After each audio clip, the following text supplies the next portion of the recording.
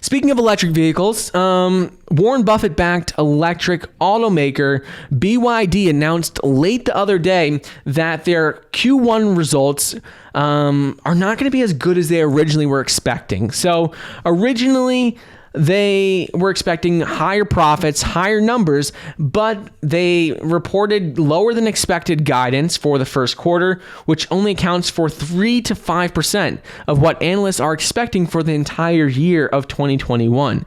And according to Credit Suisse, they're saying that the decline in profit really has to do with seasonal weaknesses in China. A lot of times, first quarter in China is typically like a weaker quarter because of the Chinese holidays, shutdowns in factories, and things like that. So that's what they're attributing it to. But in my opinion, like NIO and Tesla, their sales in China did better than expected in Q1 of this year. Like originally they had all the same issues and challenges as BYD, but their numbers ended up being even better despite all of these issues. So my opinion is, BYD obviously, even though there are challenges, they're obviously not doing as well as like a company like NIO or Tesla in terms of brand awareness, in terms of capitalizing on the opportunity in the electric vehicle market right now. But so BYD is backed by Warren Buffett.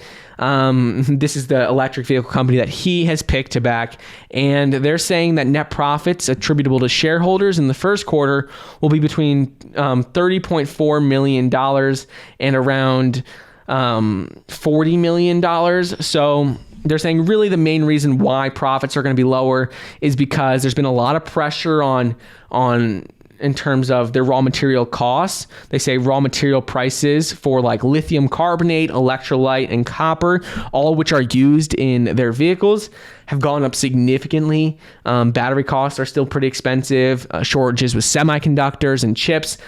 That's all been impacting them. And so they said that's why they're going to see net profits lower than they originally expected. Either way, long term, though, nothing to worry about, nothing to be too concerned about, because analysts are still projecting a 67% return this year for BYD. They're saying stock price is going to be 310 Hong Kong dollars versus right now, which is at 170.4 Hong Kong dollars. So still projecting between a 60 and 90% return this year. Still a great stock to own, BYD, and we'll have to wait and see what happens. But this is the electric vehicle company that is backed by Warren Buffett. So we all know that he likes to invest in companies that generate profits, that aren't spending so much money and losing money every year in terms of, spending on innovation and things like that. And this is one of those